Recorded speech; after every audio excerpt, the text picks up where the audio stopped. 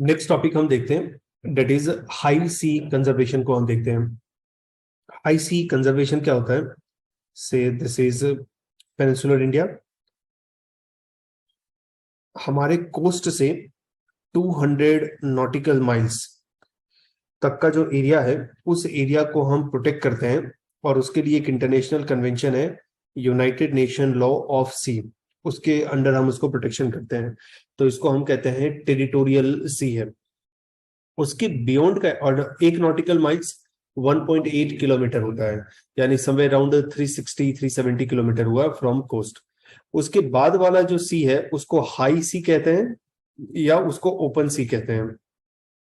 ये international water है, इसके लिए कोई ट्रीटी नहीं है हमारे पास कंजर्व करने के लिए। तो जिसकी वजह से मैं वहां पे शिप को लेके जाता हूँ, ऑयल लीकेजेस होता है, वहां पे माइनिंग करता हूँ, वहां पे फिशिंग करता हूँ, वहां पे न्यूक्लियर मिसाइल का टेस्ट करता हूँ। तो हाई सी के कंजर्वेशन के लिए हमें एक इंटरनेशनल कन्वेंशन बनाना चाहिए। तो ये बहुत दिन से डिबेट चल रहा है कि जो भी इंटरनेशनल वाटर है, या जो global community at the large affect कर रहा है, तो उसके लिए भी लॉ होना चाहिए। जैसे आउटर स्पेस है, उसके लिए होना चाहिए। एंटार्क्टिका है जहां पे कोई नहीं रहता, उसके लिए होना चाहिए। हाई सी के लिए होना चाहिए।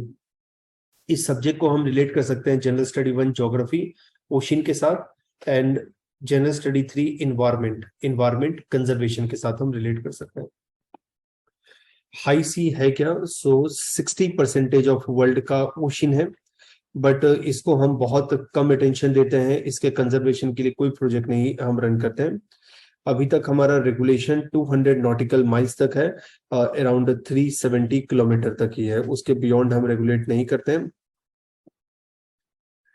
जस्ट अभी 1% ऑफ इंटरनेशनल वाटर उसको हम प्रोटेक्ट करते हैं, और 60% ऑफ इंटरनेशनल वाटर उसको हम प्रोटेक्ट नहीं करते, उसको हम कंजर्व नहीं करते। क्या क्या वहां पे प्रॉब्लम अकर हो रहा है? तो एक प्रॉब्लम है, इलीगल हम फिशिंग करते हैं।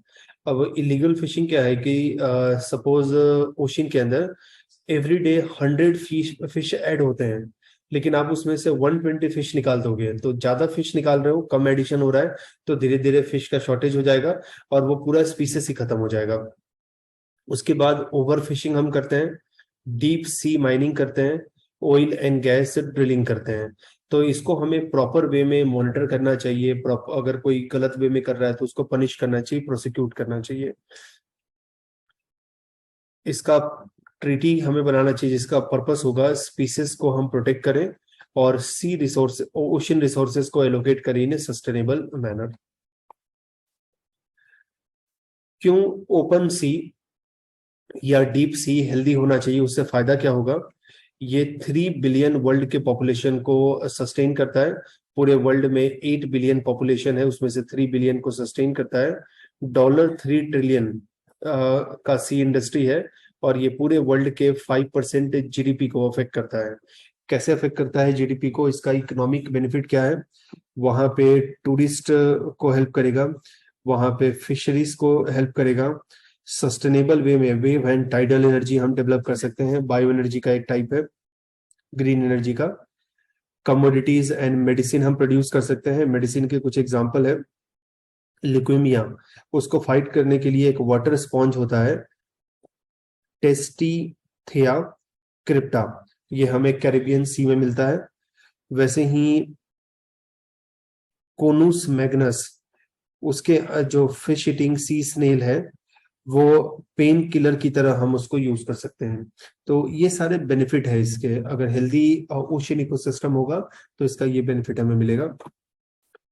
ओशन स्ट्रेसफुल कैसे है, और क्लाइमेट चेंज की वजह से ओशन को नुकसान कैसे हो रहा है? तो half of total amount of oxygen in our atmosphere is created by creature in the ocean. Ocean के अंदर जो प्लांट्स हैं, ओशन के अंदर एनिमल्स हैं, वो ओशन के अंदर ऑक्सीजन क्रिएट करता है, और वो एटमॉस्फेयर में रिलीज होता है।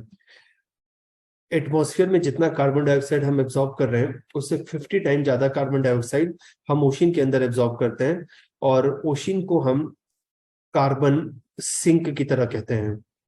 कार्बन सिंक की तरह हम उनको नेम करते हैं। ओशन के अंदर सेलफिश है, और इसका नाम है मसल और स्नेल। अगर टेम्परेचर हमारा इंक्रीज हो रहा है तो इनका डेथ हो जाएगा। और कुछ भी अगर हम ओशन के अंदर नहीं कर रहे हैं, कंजर्वेशन कोई एफर्ट नहीं ले रहे हैं, तो half of all sea dweller ये क्रिटिकली इन डेंजर हो जाएगा। तो क्लाइमेट चेंज के एक्शन को अगर हम नहीं रोकते हैं तो टेम्परेचर की वजह से ओशन का बायोडाइवर्सिटी इफेक्ट हो जाएगा, और ओशन जो कार्बन एब्जॉर्ब कर रहा है, कार्बन सिंक वो एब्जॉर्ब कर रहा है, वो डिस्ट्रॉय हो जाएगा। नॉइस पोल्यूशन कैसे हार्मफुल है? मैनमेड जो नॉइस है, तो अंडर वाटर नॉइस एमिशन, इसको यूएनई कहते हैं, वो शिप में से प्रोड्यूस होता है और वो मरीन एनिमल को थ्रेट पोज करता है। कैसे? उनके हियरिंग कैपेबिलिटी को अफेक्ट करता है, उनके बिहेवियर को अफेक्ट करता है। बहुत सारे एनिमल जो है वो साउंड को यूज करके वो प्रेइंग करने जाते हैं, साउंड को यूज करके वो मीटिंग करने जाते हैं, दूसरे एनिमल के साथ इंटरेक्ट करते हैं, तो इन सबको वो अफेक्ट करता है। तो मीटिंग को, कम्युनल इंटरेक्शन को, फीडिंग को, क्लस्टर कोहेशन को एंड फोरेजिंग को ये अफेक्ट करता है। सेम आप देखो कि जैसे इस रूम में बहुत सारा साउंड प्रोड्यूस हो रहा है, तो आप मेंटली डिस्टर्ब हो जाओगे, और जब मेंटली डिस्टर्ब हो जाओगे तो अभी जो हम वर्क कर रहे हैं वो वर्क प्रॉपर वे में नहीं कर पाएंगे। साउंड जो शिप में से रेडिएट होता है उससे इंटरनल इंजरीज होता है एनिमल को, उनके हियरिंग कैपेसिटी का लॉस होता है, उनका बिहेवियरल रिस्पॉन्स चेंज होता है, मास्किंग एंड स्ट्रेस क्रिएट करता है। नॉइस को हम acute and chronic noise category में हम कैटेगराइज कर सकते हैं। क्रोनिक मीन्स बहुत ही ज्यादा हाई इंटेंसिटी का है, एक्यूट लो इंटेंसिटी का है। यूएनई और under water sound pressure level है, ये वाटर का 102 से 115 डेसिबल होना चाहिए रिलेटिव टू 1 माइक्रो पास्कल।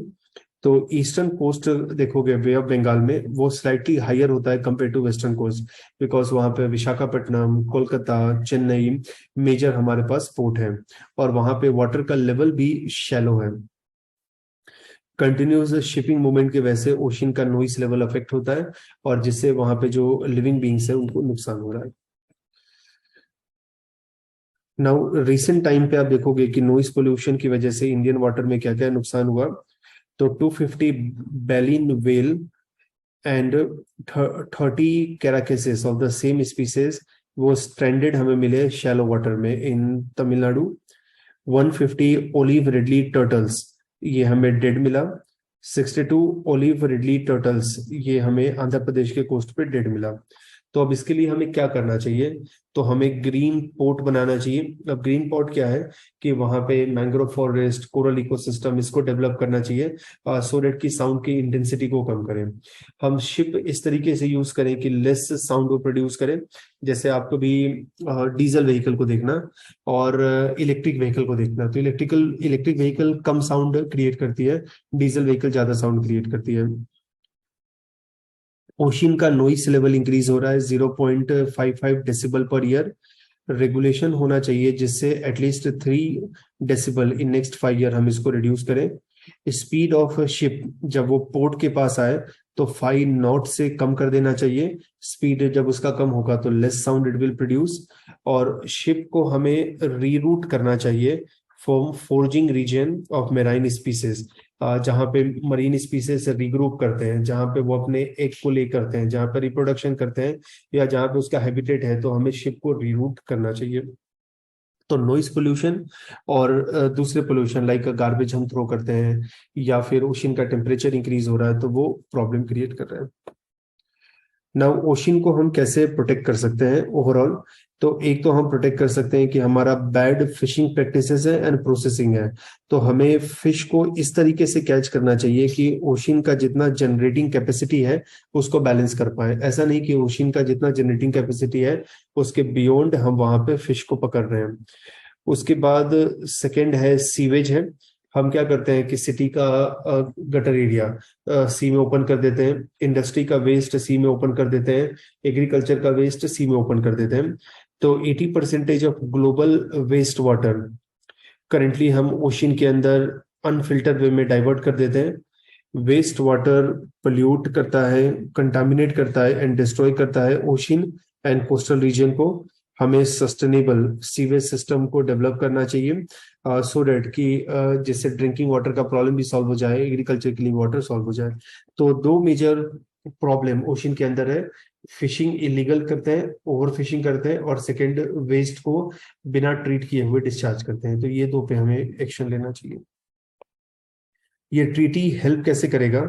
तो ये एक इंटरनेशनल ट्रीटी होगा under United Nation environment programme, और वो हमें हेल्प करेगा ओशन को डिस्ट्रॉय होने से रोकने से।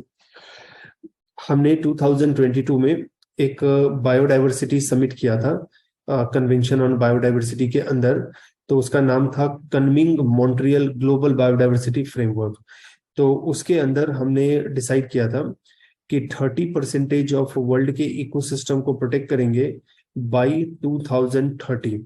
उसको हम प्रोटेक्ट करेंगे, कंजर्व करेंगे। तो उस 30% में 30% ऑफ ओशन को भी हमें कंसिडर करना चाहिए। और 18 डेवलपिंग एंड इमर्जिंग कंट्री कह रही है कि हमें एक मैकेनिज्म ऐसा होना चाहिए कि जहां पे fair distribution of ocean resources होना चाहिए। मेरे को ऐसा लगता है कि वर्ल्ड का कोई भी ऐसा एरिया नहीं होना चाहिए, वेदर ग्लेशियर है, वेदर वो आउटर स्पेस है, वेदर वो एंटार्क्टिका है, वेदर वो से अर्थ सरफेस से 20 किलोमीटर नीचे है, या हाई सी है, कोई भी एरिया ऐसा नहीं होना चाहिए कि किसी भी लॉ के अंदर कवर ना हो। क्योंकि लॉ के अंदर कवर नहीं होगा तो हम वहां पे कुछ भी एक्टिविटी करेंगे। एक बार लॉ के अंदर कवर होगा तो चलो उसका पनिशिंग मैकेनिज्म वीक है, लेकिन मेरे अंदर एक मोरल प्रेशर तो होगा कि मेरे को प्रॉपर वे में अपने आप को कंडक्ट करना है।